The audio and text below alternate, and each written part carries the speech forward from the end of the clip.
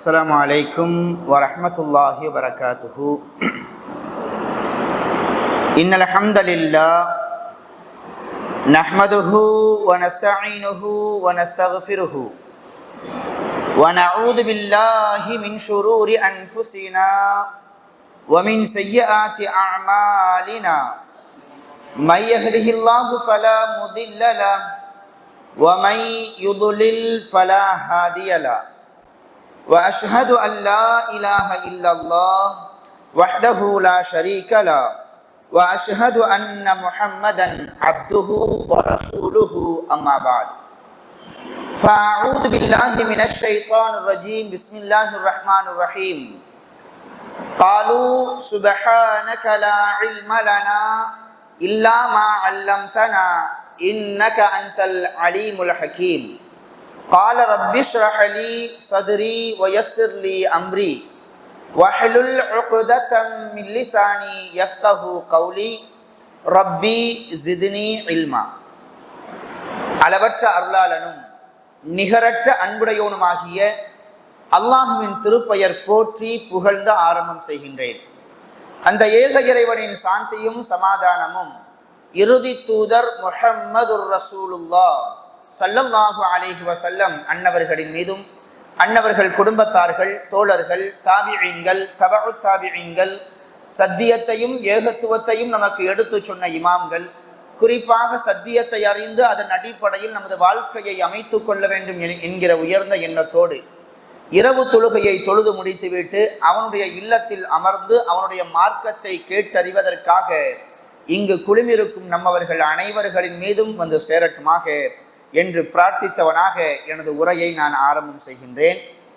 அன்பிற்கினிய அருமையான பெருமக்களே, நேற்றைய தினம் ஹப்பாப் பின் அரத் ரலியல்லாஹு அன்ஹு அவர்களின் வாழ்க்கை வரலாற்றிலிருந்து ஒரு சில செய்திகளை அறிந்து கொண்டோம்.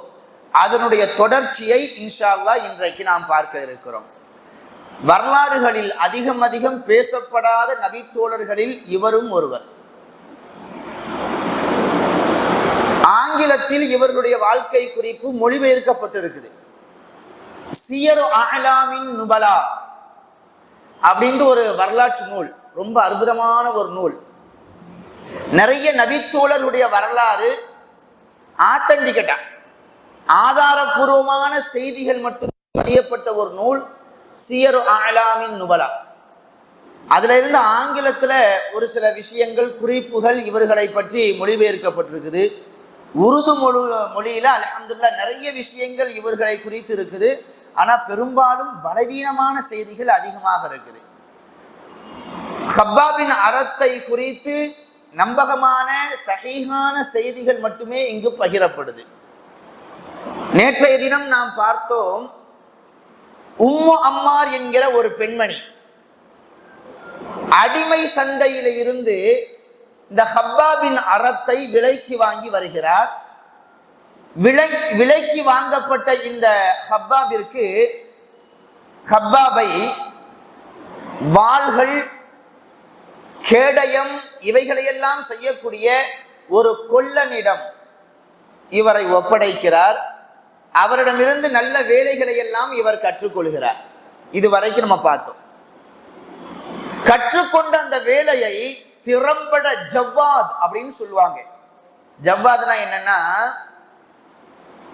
எந்த தொழிலை செய்கிறாரோ, எந்த வேலையை செய்கிறாரோ அதுல திறம்பட செய்பவருக்கு ஜவ்வாத் என்று சொல்லுவாங்க. பிரியாணி மாஸ்டர் இருக்கிறாரு, எல்லாரும் பிரியாணி மாஸ்டர் தான். ஆனா ஒருத்தவர் சமைச்சா மட்டும் ரொம்ப அற்புதமா இருக்குது, ரொம்ப சூப்பரா இருக்குது, அதுக்கு ஜவ்வாத். அந்த பிரியாணி தொழில அவர் ரொம்ப திறம்பட செய்யக்கூடியவர் அப்படி. அந்த மாதிரி எத்தனையோ கொள்ளர்கள் இருந்தாலும் இந்த ஹப்பாபின் அரத்து செய்யக்கூடிய அந்த வேலை இருக்கு பாருங்க, அது ரொம்ப அழகானதா இருக்கு. அவர் செய்யக்கூடிய அந்த வாள், கேடயம், அவருடைய தொழில் ரொம்ப சுத்தமா இருக்கு. இதனால என்ன செய்யப்படுறாரு அப்படின்னா, மக்காவில் மட்டுமல்ல மக்காவை சுற்றி உள்ள பகுதிகளிலும் ஹப்பாபினுடைய பெயர் அடிபடுது. எப்படி? இந்த மாதிரி மக்காவில் ஒருத்தவர் இருக்கிறாரு ஹப்பாப்னு சொல்லிட்டு, ஆள் பார்க்க நல்ல தடகாத்தமா இருக்கிறாரு. அவர் ஆளுக்கு ஏற்ற மாதிரி அவர் செய்யக்கூடிய பொருளும் நல்ல தரமானதா இருக்குது. இப்படின்னு செய்தி பரவுது. ஆக மொத்தத்துல அன்றைய காலகட்டத்திலலாம் பார்த்தீங்கன்னா அரபுகள் எப்பவுமே வாளை தன்னுடைய இடுப்புல வச்சுக்கிட்டே இருப்பாங்க, ஆயுதத்தை இடுப்புல வச்சுக்கிட்டே இருப்பாங்க.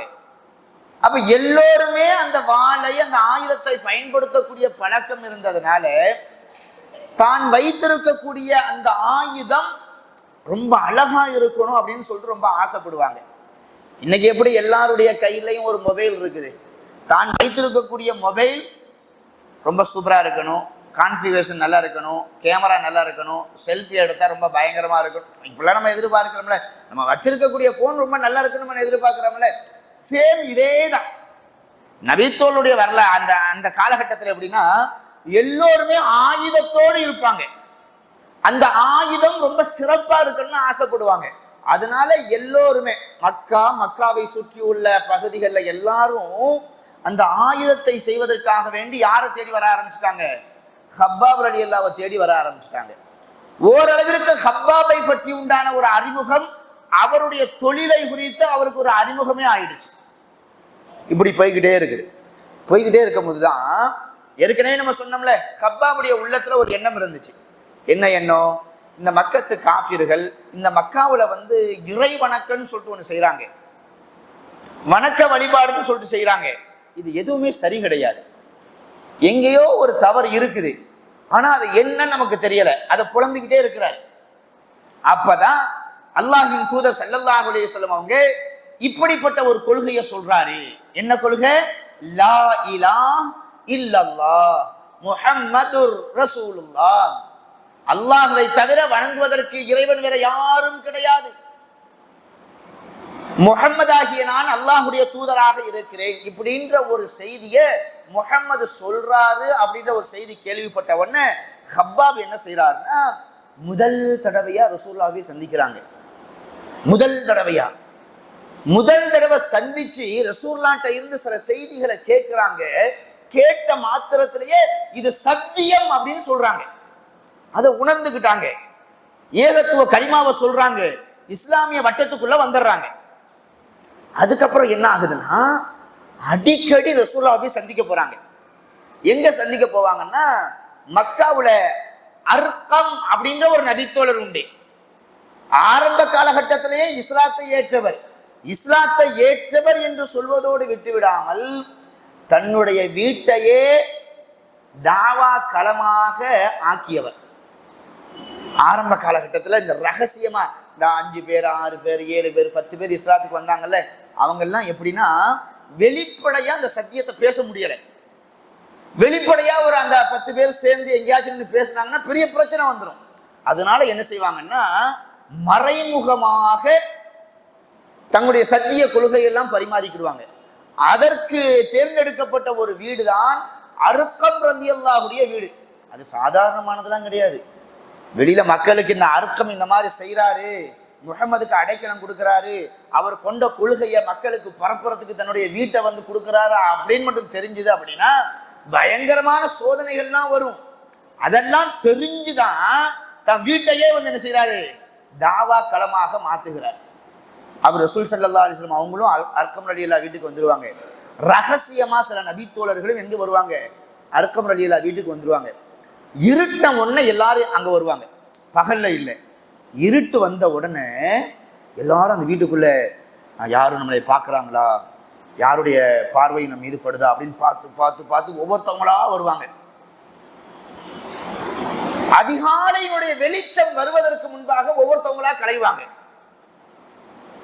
இப்படியே பல நாட்கள் இருந்துச்சு. இந்த மாதிரி ஒரு வீட்டில் வந்துதான் யார் சந்திக்கிறாங்க, ஹப்பாப் இப்னுல் அரதும் அடிக்கடி ரசூல்லா சொல்லக்கூடிய, ரசூல்லாவுக்கு வரக்கூடிய இந்த வஹி செய்தி இதையெல்லாம் கேட்டு தெரிஞ்சுக்கிறாங்க. கொஞ்ச நாள் போன உடனே இந்த செய்தி, அதாவது இந்த ஹப்பாப் இஸ்லாத்தை ஏற்றுக்கொண்டார் என்கிற ஒரு செய்தி மக்களுக்கு தெரிய வருது. தெரிய வந்தா என்ன ஆகும், அத அவரே சொல்றாரு பாருங்க. ஒரு தடவை உமர் ரலியல்லாஹு தன்னுடைய தோழர்களோட இருக்கிறாங்க. தோழர்களோடு இருக்கும் பொழுது அந்த இடத்துக்கு ஹப்பாப் ரலியல்லாஹு வராங்க. ஹப்பாப் ரலியல்லாஹை பார்த்த உமர் ரலியல்லாஹு எழுந்திருச்சு ஹப்பாப் ரலியல்லாஹை வரவேற்கிறாங்க. மர்ஹபா அகலம் வசகலா, வாங்க என் பக்கத்துல வந்து உட்காருங்க. யாரு? உமர் ரலியல்லாஹு. யாரோடையும் அவ்வளவு சீக்கிரத்துல அண்டவும் மாட்டாங்க, ஒண்டவும் மாட்டாங்க. உமர் ரலியல்லாஹு அவங்க ஹப்பாப் ரலியல்லாஹு வர்றாங்க அப்படின்றத பார்த்த உடனே எழுந்திருச்சு போய் வரவேற்று அவங்கள தன்னுடைய பக்கத்துல வந்து உட்கார வைக்கிறாங்க. உட்கார வச்சுட்டு சொல்றாங்க, ஹப்பாபே, இந்த இடத்தை பிலாலை தவிர வேற யாருக்கும் நான் கொடுத்தது கிடையாது. அடுத்து நான் உங்களுக்கு தான் இந்த இடத்த தரேன். அதாவது என்ன சொல்றாங்கன்னா, நான் யார்கிட்டையும் இவ்வளவு க்ளோஸ் எல்லாம் நான் இருக்க மாட்டேன், பிலால் ரலியல்லாஹு நான் இருப்பேன். காரணம் என்னன்னா, அவர் செய்த தியாகம் அப்படி, அவருடைய உள்ளம் அப்படி, அல்லாஹ்வை நேசித்த விதம் அப்படி. அவரை கண்டு நானே பல தடவைகள் பொறாமைப்படக்கூடிய அளவிற்கு அவருடைய ஈமானுடைய உறுதி இருந்திருக்கு.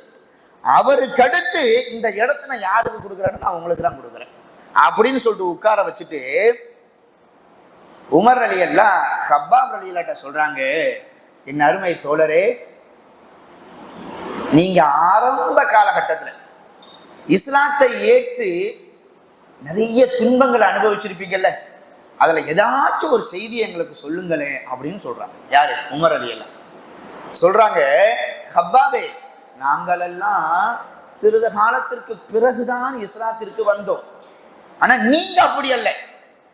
இஸ்லாத்தில் உங்களை 6வது நபராக, 6ல் ஒரு பங்காக நீங்கள் அமைத்துக் கொண்டீர்கள். அது சாதாரணமான ஒரு விஷயமா? எவ்வளவு கஷ்டங்கள், எவ்வளவு துன்பங்கள், எவ்வளவு இழப்புகள். அந்த கஷ்டங்கள்ல இருந்து ஏதாச்சும் ஒரு விஷயத்தை நீங்க சொல்லுங்களேன். நீங்க சொல்லும் பொழுது எங்களுடைய உள்ளம் உறுதிப்படும், அதனால சொல்லுங்களேன் அப்படின்றாங்க. ஹப்பாப் ரலியல்லாஹு சங்கூஜப்படுறாங்க. அப்படின்னா ஒண்ணும் இல்லை. மறுபடியும் உமர் ரலியல்லாஹு வலியுறுத்துறாங்க, சொல்லுங்க, நாங்க எல்லாரும் இருக்கிறோம், உங்களுடைய வரலாறு எங்களுக்கு ஒரு பாடமாக அமையும், சொல்லுங்க. இப்படி வற்புறுத்தின உடனே ஒன்றும் செய்யலைங்க. தான் மேல ஒரு போர்வை ஒன்று போத்திருந்தாங்க. அந்த போர்வையை விலக்கி தன்னுடைய முதுக காமிக்கிறாங்க. யாரு? ஹப்பாப் ரலியல்லாஹு தன்னுடைய முதுக காமிச்சாங்க. அந்த முதுகை பார்த்த உமருடைய கண்கள் தாரை தாரையாக கண்ணீர் வடிக்குது. கூடியிருந்த நபித்தோழர்கள் எல்லாம் அந்த ஹப்பாபினுடைய முதுகை பார்த்த உடனே அழுகிறாங்க. அந்த முதுகு எப்படி இருக்குன்னா, ஒரு பகுதி ஓரளவுக்கு இருக்குது, இன்னொரு பகுதி பொத்தலம் பொத்தலமாக இருக்குது. ஓட்டை, கொஞ்சம் நெளிவு, கொஞ்சம் சுழிவு, இப்படி இருக்குது. கேட்டாங்க, இது போன்ற ரணங்கள், ஆறாத ரணங்கள் ஏற்படுவதற்குண்டான காரணம் என்ன, எப்படி ஏற்பட்டுச்சு அப்படின்னு சொல்லும் போது ஹப்பாப் ரலியல்லாஹு சொல்றாங்க,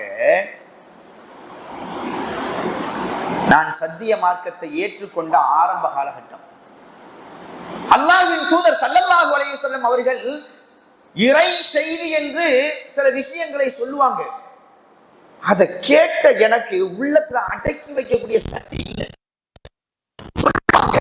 நான் கேட்பேன், அந்த சத்தியத்தை எனக்குள்ள அடக்கி வைக்கக்கூடிய சக்தி என்கிட்ட இல்லை. யாருக்கிட்டையாச்சும் சொல்லணும், இந்த சத்தியத்தை 4 பேருக்கு சொல்லணும் அப்படின்னு நான் துடிப்பேன். ஆனா முஹம்மது ஸல்லல்லாஹு அலைஹி வஸல்லம் சொன்னாங்க, இப்போதைக்கு நீங்க வெளிப்படுத்தாதீங்க, இப்போதைக்கு வெளிப்படுத்த. ஆரம்ப காலகட்டத்தில் அப்படி சொன்னாங்க, இப்போதைக்கு நீங்க வெளிப்படுத்தாதீங்க, நமக்கு ஆதரவு இல்லை, உங்களுக்கு எந்த ஒரு உதவியும் வராது, அதனால அமைதியா இருங்க, அமைதியா இருங்க அப்படின்னு. ஒரு நாள் அல்லாஹ்வின் தூதர் ஸல்லல்லாஹு அலைஹி வஸல்லம் அவங்கள போய் சந்திச்சேன். எனக்கு சத்தியத்தை சொன்னாங்க. அந்த சத்திய வாக்கை கேட்டுட்டு அப்படியே நான் என்னுடைய பட்டறைக்கு வந்தேன். அவங்க வேலை செய்யக்கூடிய அந்த பட்டறைக்கு வந்தேன் சொல்றாங்க. அந்த சமயம் பார்த்து குறைஷிகள்ல சில பேர் என்கிட்ட சில வேலைகளை கொடுத்துருந்தாங்க. நான் வரத்துக்கு முன்னாடியே அந்த குறைஷிகள் எனக்காக வேண்டி காத்துக்கிட்டு இருந்தாங்க. வந்து பார்த்தா அந்த இடத்துல நான் இல்லை. நான் எங்க போயிட்டேன்? ரசூலுல்லாஹ் சந்திக்க போயிட்டேன். அவங்களுக்குள்ள பேசிட்டு இருக்கிறாங்க. இந்த ஹப்பாபுக்கு இந்த பட்டறையை விட்டா வேற இடம் தெரியாது, வேற யாரும் அவருக்கு இந்த ஊர்ல எந்த ஒரு சொந்த பந்தமும் கிடையாது, தெரிஞ்சவங்க கிடையாது. எங்க போயிருக்கிறாரு அப்படின்னு சொல்லிட்டு பேசிக்கிட்டே இருக்கிறாங்க. பேசிக்கிட்டே இருக்கும் பொழுது ஹப்பாப் ரலியல்லாஹு வந்துடுறாங்க. வந்தா அவங்கள பாக்குறாங்க. அவங்களுக்குள்ள ஏதோ ஒரு முணுமுணுன்னு பேசிக்கிட்டே இருக்கிறாங்க. வந்தவங்களை கொஞ்ச நேரம் உட்காருங்க, உங்களுடைய வேலையை நான் முடிச்சு தரேன் அப்படின்னு சொல்லிட்டு அந்த வேலையை செய்ய ஆரம்பிக்கிறாங்க. வேலையை கை செஞ்சுக்கிட்டே இருக்குது, வாய் முணங்கிக்கிட்டே இருக்குது. என்ன சொல்றாரு? அவரை பார்த்தீர்களா? அவர் சொல்லக்கூடிய வார்த்தைகளை கேட்டீரா? மனதிற்கு உள்ளத்திற்கு பெரும் ஆறுதலாக இருக்குது. அவருடைய வாயிலிருந்து சத்தியம் வருகிறது அப்படின்னு தனக்குள்ள பேசிக்கிட்டே வேலை செய்யறார். ரசூலுல்லாஹ்ட்ட இருந்து எந்த சத்தியத்தை கேட்டாங்களோ அதை தன்னுடைய உள்ளத்துல மறைச்சு வைக்கக்கூடிய சக்தி அவருக்கு இல்லை. மறைச்சு வைக்கணும்னு நினைக்கிறாரு. அவருடைய நாவு பெணாத்திக்கிட்டே இருக்குது. என்ன மனிதன், என்ன சத்தியம், எவ்வளவு அழகான செய்தி, எவ்வளவு அழகான உண்மையான அப்படின்னு அவருக்கு அவரே பேசிக்கிட்டே செஞ்சுக்கிட்டே இருக்கிறாரு. அவங்க பாக்குறாங்க, என்ன இந்த மனுஷன் ஏதோ ஒண்ணு சொல்லிக்கிட்டே வேலையை பாக்குறாரு அப்படின்னு கூப்பிடுறாங்க. கபாப் கபாப் இப்படி கூப்பிட்ட உடனே அவங்கள பார்த்து கேட்கிறாங்க, அந்த மனிதரை பார்த்தீங்களா? அந்த மனிதர் சொல்லக்கூடிய செய்தியை கேட்டீங்களா? உடனே அங்கிருந்து ஒருத்தன், அந்த மனிதர் அப்படி என்னதான் சொன்னாரு, அந்த மனிதர் தான் யாரு அப்படின்னு, அவர்தான் முஹம்மது ரசூலுல்லாஹ், அவரிடமிருந்து சத்தியம் வருவதை நான் பார்த்தேன், அவர் சொல்லக்கூடியது சத்தியம்தான் என்று நான் சாட்சியம் கூறுகிறேன் அப்படின்னு சொல்றாரு. என்ன ஆயிருக்கும், என்ன ஆயிருக்கும்? உடனே இந்த செய்திய ஹப்பாபினுடைய எஜமானி உம்மு அம்மாருக்கு கொண்டு செல்லப்படுகிறது. உம்மு அம்மார், நீ உன்னைய பெரிய ஆளுன்னு சொல்லிட்டு பீத்திக்கிட்டு இருக்கிற, ஆனா உன்னுடைய அடிமை இந்த ஹப்பாப் அந்த ஹாஷிமினுடைய குடும்பத்துல இல்ல, ரசூலுல்லாஹ்வுடைய பேரை கூட சொல்லல, ஹாஷிமுடைய வம்சத்துல ஒருத்தவர் நம்முடைய வணக்க வழிபாடுகளை எல்லாம் குறை சொல்லிட்டு இருக்கிறாரு. அந்த மார்க்கத்தை ஏற்றுக்கொண்டு அந்த சத்தியம் என்று எங்க கிட்டயே சொல்றாரு, நீ என்ன பெரிய ஆளு அப்படின்னு சொல்ற. உடனே அந்த உம்மு அம்மாருக்கு சரியான கோபம் வருது. என்னது, என்னுடைய அடிமை ஹப்பாபு முஹம்மதை ஏற்றுக்கொண்டாரா? சினம் கொண்ட ஒரு பெண்ணாக தன்னுடைய சகோதரன் சிபா இப்னு அப்துல் உஸ்ஸா, அவன் பேர் என்ன பேரு? சிபா இப்னு அப்துல் உஸ்ஸா. கொஞ்சம் பேரை ஞாபகத்தில் வச்சுக்கோங்க, ரொம்ப கொடூரமானவன். ஹப்பாபு தன்னுடைய அடிமை இஸ்லாத்தை ஏற்றுக்கொண்டார் என்கிற செய்தி கேள்விப்பட்ட உடனே உம்மு அம்மார் என்ன செய்யறாதுமா, என்னுடைய சகோதரன் எங்கே, அவனை கூப்பிடுங்கள். என் சகோதரா, இப்படி நாமெல்லாம் முஹம்மதையும் முஹம்மதை யார் ஏற்றுக்கொண்டாரோ அவரையெல்லாம் கொல்ல வேண்டும், அவர்களையெல்லாம் தீர்த்து கட்ட வேண்டும் சொல்லி நம்ம பிளான் பண்ணிக்கிட்டு இருக்கிறோம். நம்ம கூட இருக்கக்கூடிய நம்முடைய அடிமையே அந்த கொள்கையை ஏற்றுக்கிட்டாரா? சும்மா விட்டுறக்கூடாது. நீ கொடுக்கக்கூடிய இந்த தண்டனை மற்றவர்களுக்கு ஒரு பயத்தை ஏற்படுத்த வேண்டும். இனிமேல் யாருமே அந்த முஹம்மதுடைய கொள்கையை ஏற்றுக்கொள்ள கூடாது, அந்த மாதிரி தண்டனை கொடுக்கணும் அப்படின்னு சொல்றாங்க. அப்படியா? உடனே இந்த சிபா என்ன செய்யறான்னா, இவருக்கு என்ன மாதிரி தண்டனையை கொடுக்கலாம், என்ன மாதிரி வேதனையை கொடுக்கலாம் அப்படின்னு யோசிக்கிறான். அப்ப 3 பேர் கொண்ட ஒரு குழு கூடுறாங்க. யாரு? Abu Sufiyan bin Harith. இவரும் ரொம்ப டேஞ்சரான ஒரு ஆள். இஸ்லாத்துக்கு வரத்துக்கு முன்னாடி எப்படியெல்லாம் இஸ்லாத்திற்கும் இஸ்லாமியர்களுக்கும் தொல்லை கொடுக்கலான்னு சொல்லிட்டு அனுதினமும் தன்னுடைய சிந்தனையில போட்டு ஓட்டிக்கிட்டே இருப்பார். இப்படி செய்யலாமா அப்படி செய்யலாமான்னு சொல்லிட்டு. Abu Sufiyan bin Harith, Walid இப்னுல் முகீரா, அபுல் ஹக்கம். அபுல் ஹக்கம்னா யாரு? அபூ ஜஹல். அபூ ஜஹல்னா என்ன? மடையனின் தந்தை, மடமையின் தந்தைன்னு அப்படின்னு அர்த்தம். ஆனா அவனுடைய பெயர் அது கிடையாது. அவனுடைய பட்ட பெயர் என்னன்னா அபுல் ஹக்கம், அறிவின் தந்தை அப்படின்னு அர்த்தம். அவன் ரொம்ப பயங்கரமான அறிவாளி. ரொம்ப அவனுடைய வரலாறுகளை படிக்கும் பொழுது ரொம்ப ஆச்சரியமா இருக்கும். அவனுடைய உண்மையான பெயர் வந்து அம்ர் இப்னு ஹிஷாம். அம்ரு இதுதான் அவனுடைய உண்மையான பெயர். அவருடைய தந்தை பெயர் ஹிஷாம். ஆனா யாரும் அவரை வந்து அம்ருன்னு கூப்பிடுறது கிடையாது. எப்படி கூப்பிடுவாங்க? அபுல் ஹக்கம், அபுல் ஹக்கம் அப்படின்னு தான் கூப்பிடுவாங்க. ஏன்னா அவனுடைய செயல்பாடு, அவனுடைய பேச்சு, ஒரு விஷயத்தை அவன் அணுகக்கூடிய அணுகுமுறை, இதையெல்லாம் அந்த மக்கத்து காபிர்கள் பார்த்துட்டு இவன் வேற மாதிரி ஆள், இவன் நம்ம ஒரு கோணத்துல சிந்திச்சா இந்த ஆள் ஒரு கோணத்துல சிந்திக்கிறான அப்படின்னு சொல்லப்படக்கூடிய அளவிற்கு ரொம்ப நுட்பமான அறிவு படைத்தவன். எவ்வளவு அறிவு இருந்தாலும் என்ன, தன்னை படைத்த இறைவனை அவனால வந்து என்ன செய்ய முடியும், அறிய முடியலையே. சத்தியத்தை இவன் நிராகரிக்கிறானே அப்படின்னு சொல்லிட்டு ரசூலுல்லாஹ் சொன்னாங்க, அல்லாஹ்வை ஏற்றுக்கொள்ளாத உன்னுடைய அறிவு என்ன பெரிய அறிவு? நீ என்ன அறிவின் தந்தை? நீ அறிவின் தந்தை கிடையாது, மடமையின் தந்தை. நீ அபூ ஜஹல். அப்படின்னு சொல்லிட்டு ரசூலுல்லாஹ் பெயர் சூட்டினாங்க. அன்னையில இருந்து இன்னைக்கு வரைக்கும் அபுல் ஹக்கம்ங்கிற பேரும் இந்த சமுதாயத்துக்கு தெரியாது, அவனுடைய உண்மையான பெயரும் தெரியாது. ரசூலுல்லாஹ் என்ன சொன்னாங்க அதுதான் இன்னைக்கு வரைக்கும் அவருடைய பெயர் அப்படின்றதாகவே நம்ம நினைச்சுக்கிட்டு இருக்கிறோம். அவன் பாருங்க, அபூ சுஃபியான், வலீத் இப்னுல் முகீரா, இந்த அபூ ஜஹல் என்கிற அம்ர் இப்னு ஹிஷாம், இந்த 3 பேரும் சேர்ந்து சிபாவை கூப்பிடுறாங்க. சிபா இங்க வா, சிபா இப்னு அப்துல் உஸ்ஸா, நாங்க சொல்ற மாதிரி இந்த ஹப்பாபுக்கு நீ தண்டனையை கொடுத்த, சித்திரவதையை கொடுத்த அப்படின்னா அந்த ஹப்பாபும் இஸ்லாத்தை விட்டு இனிமேல் யாருமே முஹம்மதை தேடி போகவும் மாட்டார். அப்படிப்பட்ட ஒரு சிறந்த ஒரு ஆலோசனை இருக்குது, நான் சொல்லட்டுமா அப்படின்னு சொல்லி இந்த 3 பேரும் சேர்ந்து சிபாவுக்கு சொல்றாங்க. என்ன ஆலோசனை தெரியுமா? பாலைவனம் மக்கா இன்னைக்கு வரைக்கும் பார்த்தீங்கன்னா கொளுத்துற வெயிலுக்கு ரொம்ப ஃபேமஸ், பயங்கரமா வெயில் அடிக்கும் சொல்றாங்க. பகல் நேரங்கள்ல அவருடைய ஆடையை கழட்டிருங்க, இரும்பு கவசத்தை அவருக்கு அணிவிங்க. இரும்பு கவசத்தை அணிவிச்சு உச்சி வெயில்ல படுக்க வச்சு அதுக்கு மேல ஒரு கல்லை தூக்கி வச்சிருங்க. அவரால் என்ன செய்ய முடியும்? சூடு தாங்க முடியாம நம்ம வழிக்கு வருவார். அதே மாதிரி ஹப்பாபினுடைய ஆடைகள் கலற்றப்பட்டு இரும்பு கவசங்கள் அணிவிக்கப்பட்டு அந்த சுடு மணல்ல படுக்க வச்சு அங்கும் இங்கும் அசையாதவாறு அவருடைய நெஞ்சின் மீது கற்களும் வைக்கப்பட்டுச்சான். சுப்ஹானல்லாஹ். இன்னைக்கு நம்ம ஒரு வார்த்தையா, ஒரு சரித்திரமா, ஒரு சம்பவமா இதை நம்ம சொல்றோம். அடிக்கிற வெயிலுக்கு பாலிஸ்டர் சட்டையை போட்டு போனாவே நமக்கு எப்படி இருக்குது? முடியல. இஸ்லாத்தை ஏற்றுக்கொண்டதற்காக வேண்டி இப்படிப்பட்ட ஒரு கொடுமை. அவங்க சொல்றாங்க பாருங்க, ஹப்பாப் ரலியல்லாஹு சொல்றாங்க, அந்த வெயிலினுடைய அந்த உஷ்ணத்தின் காரணமாக அந்த இரும்பு கூட உருகி என்னுடைய தோலை துளையிடும், எனக்கு அப்படியே எரியும், எனக்கு எரியும். தாகத்துக்கு தண்ணி கேட்பேன், என்கிட்ட வந்து என்ன விலை பேசுவாங்க தெரியுமா? ஹப்பா, நீ எவ்வளவு பெரிய வேலையாள் தெரியுமா?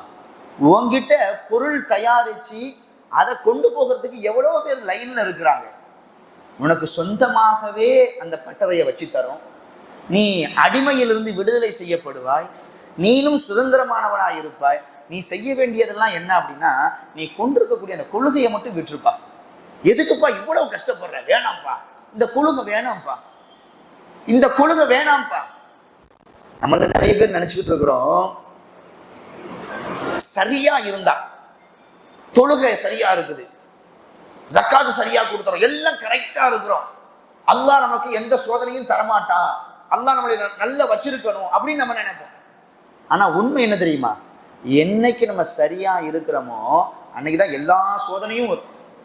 புரியுதுங்களா? ரசூலுல்லாஹ் சொன்னாங்க, அல்லாஹ் உன்னை நேசிக்கிறான் என்பதற்குண்டான அடையாளம் என்ன தெரியுமா?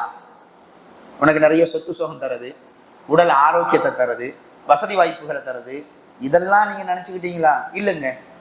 ரசூலுல்லாஹ் சொல்றாங்க, அல்லாஹ் உன்னை நேசிக்கிறான், நீ சரியான பாதையில் தான் இருக்கிற என்பதற்குண்டான அடையாளம் என்ன தெரியுமா? மலையிலிருந்து வரக்கூடிய தண்ணீர் எவ்வளவு வேகமாக வந்து பூமியை அடையுமோ அதை விட அதிகமாக அல்லாஹ்வுடைய சோதனை உன்னை வந்து அடையும். மனசுல பதிய வச்சுக்கணும். சில சமயங்கள்ல நம்ம சரியா இருப்போம், ஆனா சோதனை வரும், தளர்ந்து விடக்கூடாது. என்னடா இது, சரியாதான் இருக்கிறோம், அடிக்கு மேல அடி விழுந்துகிட்டே இருக்குது. ஒரு வியாபாரத்தை தொடங்கணும், அல்லாஹ்வுடைய ரசூல் சொல்ற மாதிரி வியாபாரத்தில் போய் சொல்லக்கூடாது, கலப்படம் செய்யக்கூடாது, தரமான பொருளை கொடுக்கணும், அதிகமான லாபம் வச்சு கொள்ளை லாபம் வைத்து நம்முடைய கஸ்டமரை ஏமாற்றக்கூடாது. இதெல்லாம் நம்ம சரியா இருக்கிறோம், ஆனா நமக்கு நிறைய சோதனைகள் வருது. பக்கத்து கடைக்காரன் எல்லா அநியாயமும் பண்றான், ஆனா அவன் மட்டும் 1க்கு 2 கடையா வச்சுட்டான். சைக்கிள்ல போனா பைக் வாங்கிட்டான், பைக்ல போனா காரை வாங்கிட்டான், கார் வாங்கினா அதை வாங்கிட்டான். இது என்ன? இது நம்மளும் அவர் ரூட்ல போயிடுவோம். இது கிடையாது, இது சத்தியம் இல்லை. சரியா இருக்கும் பொழுது நிறைய சோதனைகள் வரும். என் ரப்பு என்னைய சோதிக்கிறான், என்னைய நேசிக்கிறான், ஆனா என்னைய கைவிட மாட்டான் அப்படின்றத மட்டும் ஆழமா நம்பணும். இந்த சரித்திரம் நமக்கு சொல்லி தருது அந்த பாடத்தை. ஹப்பாப் ரலியல்லாஹு சாதாரண மனிதனாக இருக்கும் பொழுது, அடிமையாக இருந்தாலும் எவ்வளவு பேர், எவ்வளவு புகழ், இஸ்லாத்தை தான் ஏத்துக்கிட்டாங்க. எவ்வளவு கஷ்டத்தை பார்த்தீங்களா? இரவு நேரம் வந்துச்சு அப்படின்னா கொஞ்சம் நிம்மதியா இருப்பார். நிம்மதினா என்ன? வேதனை கொடுக்கப்படலையே அப்படின்ற ஒரு நிம்மதி. இதை பார்த்துட்டு இந்த ஆள் நைட் நேரத்திலே என்ன செய்யக்கூடாது? நிம்மதியா இருக்கக்கூடாது. என்ன வேலை பண்ணாங்க தெரியுமா? பாலைவனத்தினுடைய கற்களை எடுத்து வந்து அதை நெருப்பிட்டு கற்களை கங்குகளாக மாற்றுவார்களாம். உமர் ரலியல்லாஹு அன்ஹு முதுக காமிச்சாங்க. அந்த முதுகுல தொப்பளம் தொப்பளமாக இருந்துச்சு நம்ம சொன்னோம்ல. இரவு நேரங்கள்ல கற்களை கங்குகளாக மாற்றி 4 நபர்கள் ஹப்பாப காலை 2 பேரும் கையை 2 பேரும் பிடிச்சுக்கிட்டு அந்த கற்களை கங்குகளாக மாற்றப்பட்ட அந்த இடத்துல அவங்களுடைய முதுகை போட்டு அப்படியே உராசுவாங்களாம். சொல்றாங்க, என்னுடைய முதுகிலிருந்து வரக்கூடிய ரத்தம், சலம், சீல் அது வடிந்து வடிந்து அந்த கங்குகளையே, தீ கங்குகளையே அணைத்து விடும். ஆனா என்னைய மட்டும் அவங்க விடவே மாட்டாங்க. இப்படி தொல்லைகள் தொடுக்கப்பட்டு ஒரு நாள் அல்ல ஒரு நாள் என்கிட்ட சொன்னாங்க, ஹப்பாவே நீ அந்த மார்க்கத்தை விட்டு வர்றதெல்லாம் அப்புறம், நீ ஒரே ஒரு தடவை நம்முடைய தெய்வங்களான அந்த லாத்தையும் உஸ்ஸாவையும் மற்றும் கொஞ்சம் உயர்த்தி பேசுறேன் அப்படின்னு வேற சொன்னாங்க. அந்த மார்க்கத்தை விட்டு இவர் வரமாட்டாருன்னு தெரிஞ்சு போச்சு.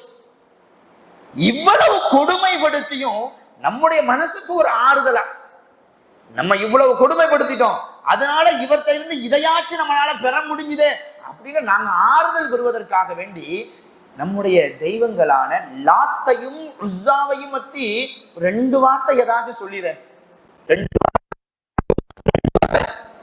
மாலா யன்ஃபஉனா வலா யதுர்ருனா, நீங்கள் வணங்குகின்றீர்களே அந்த லாத்தும் உஸ்ஸாவும் எந்த நன்மையும் தராது, எந்த தீமையையும் நம்மை விட்டும் தடுக்காது, அது செவிட்டு தெய்வங்கள் அப்படின்னு சொன்னாங்க.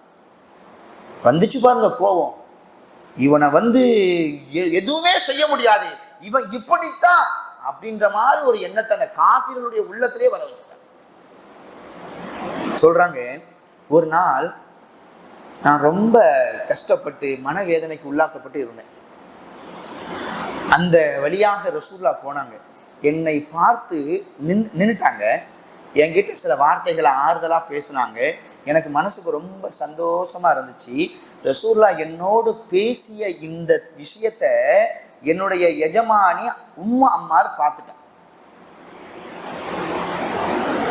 என்ன செஞ்சா தெரியுமா? நான் வேலை செய்யக்கூடிய காய்ச்சப்பட்ட ஒரு கம்பி இருந்துச்சு, அதை எடுத்து என்னுடைய மண்டையில சூடு போட்டான். எனக்கு ரொம்ப பயங்கரமான வேதனையா இருந்துச்சு. சரி, இந்த ஒரு தடவை போட்டதோட விட்டுருவான்னு நினைச்சேன். ரசூலுல்லாஹ் என் கூட பேசுனாங்கல்ல, அதை நினைச்சு அவ அப்படியே புழுங்குவா. எப்பொழுதெல்லாம் அவளுக்கு எரிச்சல் வருகிறதோ அப்பொழுதெல்லாம் என்னுடைய தலையில என்ன செய்வா, அந்த பழுக்க காய்ச்ச அந்த கம்பியை வச்சு சூடு போட்டுக்கிட்டே இருப்பேன். நான் ரொம்ப கதறுவேன். என் மீது இரக்கமே காட்ட மாட்டார். அந்த நேரத்துல என்னுடைய இறைவன்கிட்ட சொன்னேன், ரப்பே ரப்பே இவளை நீ பார்த்துக்கொள் அப்படின்னு நான் சொன்னேன். ஹப்பாப் ரலியல்லாஹு சொன்னாங்க, அவள் என்னை எப்படி சித்திரவதை பண்ணுவா.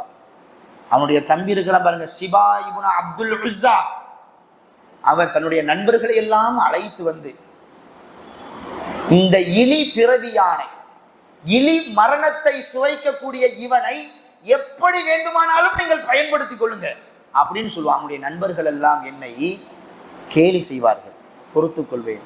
எப்படியெல்லாம் என்னை சித்திரவதை செய்ய வேண்டும் என்று அவர்கள் நினைக்கிறார்களோ என்னை சித்திரவதை செய்து செய்து அவர்கள் ரசிப்பார்கள்.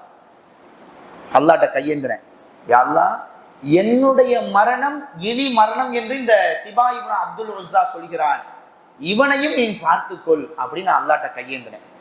சொல்றாங்க, நான் ஹிஜ்ரத் செய்து மதீனாவுக்கு போனேன் பார்த்தீங்களா, அந்த சமயத்துல என்னுடைய எஜமானி உம்மு அம்மார், அவளுக்கு அல்லாஹ் ஒரு நோயை ஒன்று கொடுத்தான். ஒரு நோய், அது என்ன நோய்னா பெரிய தலைவலி, கடுமையான தலைவலி. அவளும் பார்க்காத மருத்துவம் கிடையாது. கடைசியில் ஒரு மருத்துவர் சொன்னாரா, இந்த தலைவலி உனக்கு குறையணும்னா நீ தலையில சூடு போடணும் அப்படின்னு சொல்லிட்டான். முந்தைய காலகட்டத்திலாம் அந்த சூடு போடக்கூடிய ஒரு இருந்துச்சு. அப்போ அந்த அம்மாருக்கு ஏற்பட்ட பயங்கரமான அந்த தலைவலி போகணும் அப்படின்னா ஒரு நாளைக்கு 10 தடவைகளுக்கு மேலே அந்த சூடு போடணுமா. ஹப்பாப் ரலியல்லாஹு சொன்னாங்க, நான் ஹிஜ்ரத் பண்ணி போகக்கூடிய அந்த காலகட்டத்துல அந்த அம்மாரை பார்த்தேன்.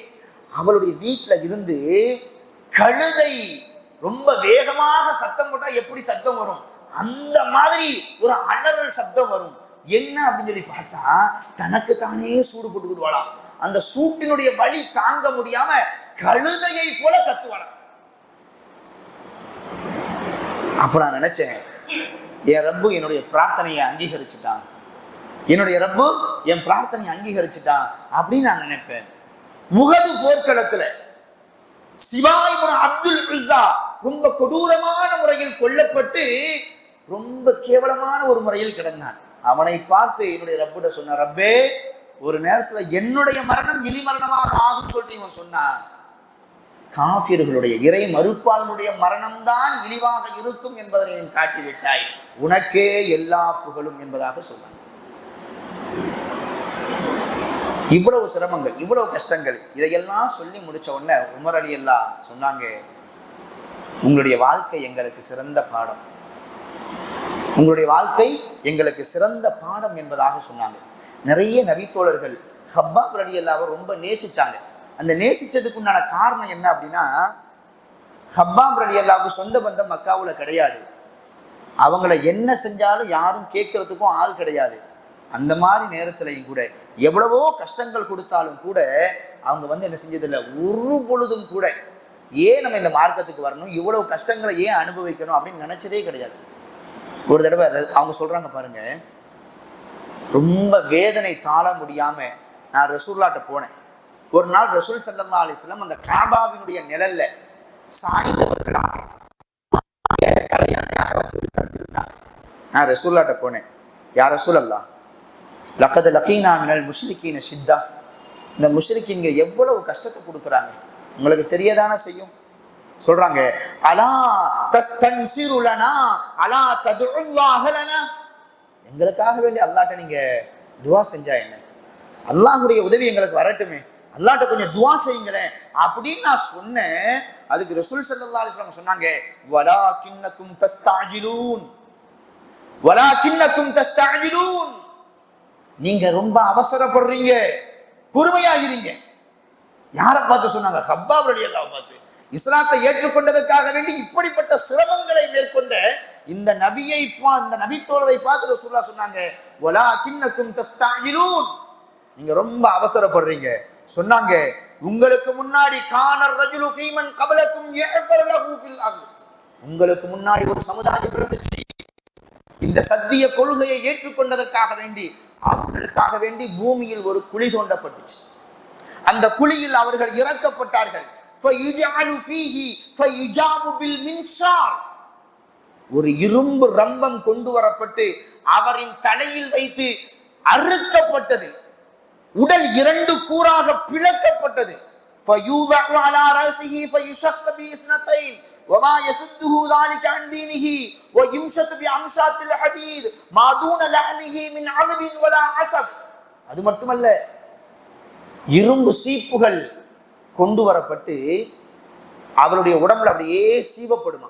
எதற்காக வேண்டி? ஈமான் கொண்டதற்காக வேண்டி. உங்களுக்கு முன்னாடி ஒரு சமுதாயம் வாழ்ந்தாங்க, ஈமானை ஏற்றுக்கொண்டதற்காக வேண்டி இரும்பு சீப்புகளால் அவருடைய உடம்புகள் கோதப்படும். அந்த சீப்பினுடைய பற்கள் சதையை தாண்டி எலும்புகளை அடையும்.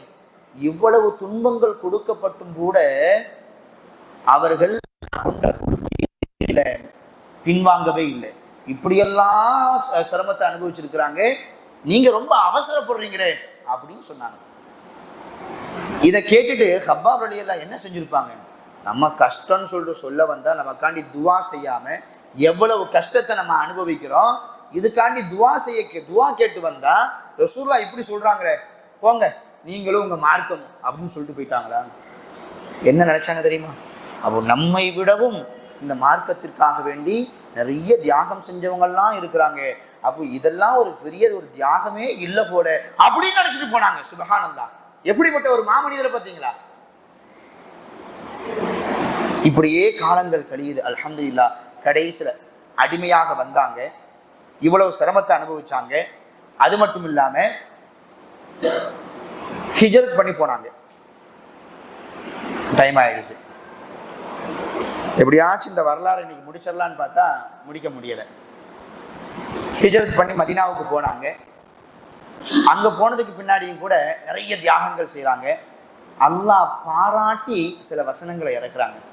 அல்லாஹ்வே இவர்களின் விஷயமாக சில வசனங்களை இறக்கி, இவர் எப்படிப்பட்டவர் தெரியுமா அப்படின்னு சொல்லிட்டு என்ன செய்யறான், சில வசனங்கள், அந்த வசனங்களை படிக்கும் பொழுது சுபஹான் அல்லாஹ், அல்லாஹ்வே பாராட்டக்கூடிய மனிதரா இவர், இப்படிப்பட்ட தியாகம் நிறைந்தவரா இவர் அப்படின்னு நமக்கு நினைக்க தோணும்.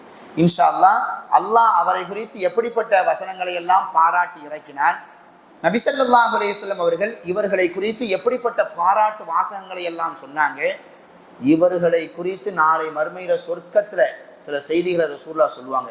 அதெல்லாம் கேட்டால் நமக்கு ரொம்ப பொறாமை வந்துடும். சுபஹானல்லாஹ், இந்த உலகத்துல வாழும் பொழுதே நபியினுடைய வாயில இருந்து இப்படிப்பட்ட ஒரு வார்த்தையை பெற்ற ஒரு நல்ல மனிதரா, கண்டிப்பாக இவரை போல நமது வாழ்க்கையை நம்ம அமைச்சுக்கணும் அப்படின்ற ஒரு எண்ணம் வரும். அப்படிப்பட்ட பாராட்டுகளை எல்லாம் சிறப்பான ஒரு முறையில் பெற்றவர் தான் இந்த ஹப்பாப் பின் அரத் ரலியல்லாஹ். இவங்களுடைய வரலாற்றில இருந்து ஒரு சில தகவல்களை மட்டும் நம்ம தெரிஞ்சுக்கிட்டோம். அல்லாஹ் நாடுனான்னா இன்ஷா அல்லாஹ் இனிமேல் வரக்கூடிய நாட்கள்ல இவருடைய வரலாறை முழுமையாக முடித்து விட்டு அடுத்து இன்ஷா அல்லாஹ் ரொம்ப அற்புதமான வரலாறு அஷரத்துல் முபஷரா. என்ன வரலாறு? அஷரத்துல் முபஷரா. சொர்க்கத்தை கொண்டு சுப செய்தி சொல்லப்பட்ட 10 நபித்தோழர்கள். சுபஹானல்லாஹ், நமக்கு அபூபக்கர் ரலியல்லாஹ் தெரியும், உமர் ரலியல்லாஹ் தெரியும். ஆனால் அபூபக்கர் ரலியல்லாஹ், உமர் ரலியல்லாஹ், உஸ்மான் ரலியல்லாஹ், அலி ரலியல்லாஹ்வுடைய வரலாறுல இருந்து நம்ம கேள்வியே பட்டிருக்க மாட்டோம். இப்படியெல்லாம் செய்தி இருக்குதா, அல்லது நம்ம கேள்விப்பட்டிருப்போம், ஆனால் அதெல்லாம் கொஞ்சம் பலவீனமான செய்தியாக இருக்குது. ஓ, இது பலவீனமான செய்தி தானோ, இதைத்தான் நம்ம இவ்வளவு நாளாக கேட்டுட்டு இருந்தோமோ அப்படின்னு நினைக்கக்கூடிய அளவிற்கு ரொம்ப சுவாரஸ்யமான நிறைய தகவல்கள் இன்ஷா அல்லாஹ் இருக்குது. வரக்கூடிய நாட்களில் நம்ம அதையெல்லாம் தொடர்ச்சியாக நாம் பார்ப்போம். எல்லோரும் இதில் கலந்து கொண்டு இதில் இருக்கக்கூடிய பாடங்களையும் படிப்பினைகளையும் நமது உள்ளத்திற்கும் இல்லத்திற்கும் ஒரு படிப்பினையாக அமைத்து கொள்ளக்கூடிய ஒரு சூழலை அல்லாஹ் ரப்புல் ஆலமீன் நம் எல்லோருக்கும் தந்தல் புரிவானாக என்று பிரார்த்தித்தவனாக எனது உரையை நான் நிறைவு செய்கிறேன். வ ஆஹிர் தாவானா அனில் ஹம்துலில்லாஹி ரப்பில் ஆலமீன். அஸ்ஸலாமு அலைக்கும் ரஹ்மத்துல்லாஹி வபரகாத்துஹு.